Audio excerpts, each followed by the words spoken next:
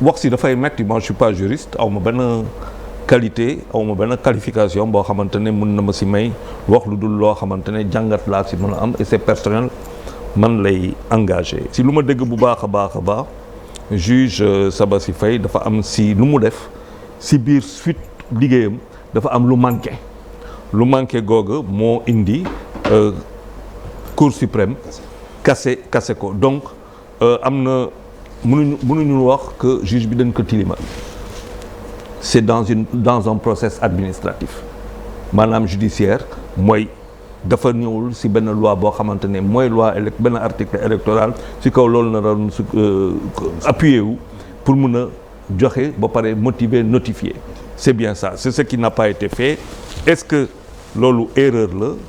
Est-ce que loolu leneen la? Defe naa loolu lu am solo la aussi lu am solo la parce que ñu siy waxtaan ñu siy xalaat parce que aussi une justice elle doit être rendue un droit de benn kii war nañ ko wax mais mu reposer ci mais day war nañ ko aussi am na une vitalité de notre justice au moins loolu am na.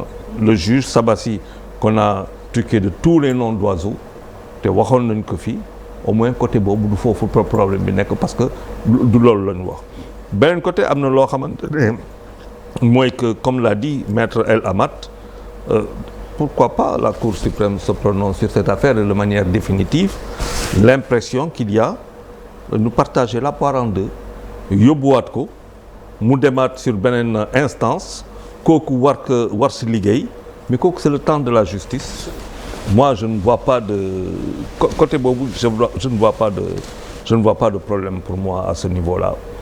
Même si maintenant on peut se poser des questions sur forclusion et tout mais dañ ko fi wax fii le temps de la politique n'est pas le temps de la justice. Et quand on fait de la politique si kaw politique dañuy jëfandiku pour régler mais dañuy xool lu ñuy mën a contourner la difficulté judiciaire te benn bërëb rek nga ko mën a contourner mooy prendre le pouvoir et aller à l'Assemblée nationale. Je pense que c'est pour cela que j'ai toujours parlé de plan A, plan B, plan C parce que pour moi c'est ce qu'il fallait intégrer depuis plusieurs. Après, à partir de 2021, 2022, on intègre les plans. Parce que la possibilité de ne pas être au rendez-vous am na. Mais est-ce que c'est nominé personnel ma bañ fa nekk wala ñu bañ a jël pouvoir man c'est là un débat pour moi qui est assez important. C'est le je, le moi ou le nous. Et pour moi ça c'est assez important. Et ça traduit pour man benn état d'esprit global boo xamante ne moo indi suñu réew sax si ay yenn difficultés.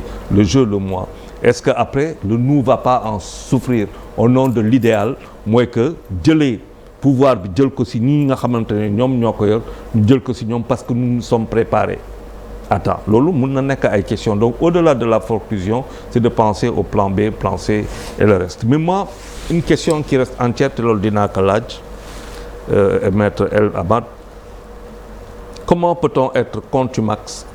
Comment peut-on garder son statut de contumax maanaam koo xamante ne dañ la juger mooy maanaam gisuñu la kenn xamul foo ne wër na la gisuñu la ñu juger le par contumace mu am article 307 du code de procédure pénale am lu mu si wax comme Idrissa Seck lu mu ko fi musoon wax ñu la coppet teg la fale nga garder toujours ce statut de contumax.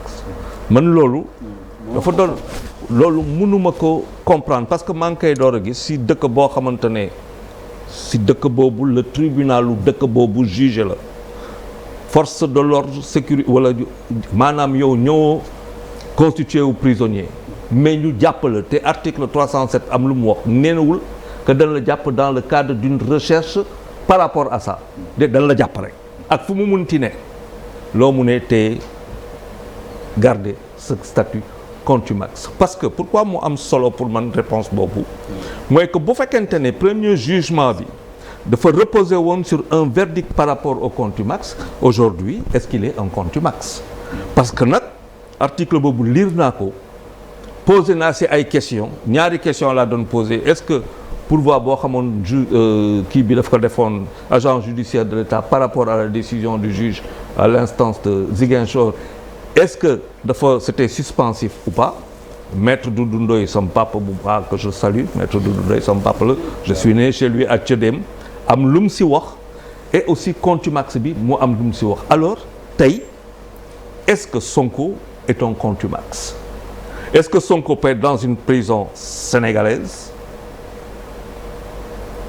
dans un pays où on a vu un tribunal le juger par contumace et il reste contumax parce que pour moi loolu affaire bi yëpp fa la ne léegi il est vrai qu'il y a un procès en suspens mooy contre membre waaw boo xamante ne Cour suprême donc affaire voilà mais sur ce cas précis moi j'avoue que j'ai un sérieux am naa problème bu baax waaw parce que il faut rappeler et ce serait bon que nit ñi xam lan la article 307 du code de procédure pénale wax dafa ne détenu bu ñu jugé parce que gisuñu ko bu ñu ko jugé ba pare par contumace dañ ko bu ñu ko jugé par contumace mu nekk contumace wante fu mu jóg ba ñëwal boppam taxaw ne maa ngi nii gisu leen ma woon mais maa ngi nii ñu jàpp ma ma ne leen loo leen ma daan nangu naa ko mooy acquiescer à sa peine nangu naa peine bi nangu naa ko jàpp ngeen ma voilà ma nekk. Charles tu m'as marché sur la langue parce que question bi ngay posé bëggoon naa ko laaj raxaale si li ngay wax nii lettre d'acquiescement la bind ou de non acquiescement. non amul lettre de non acquiescement. justement non.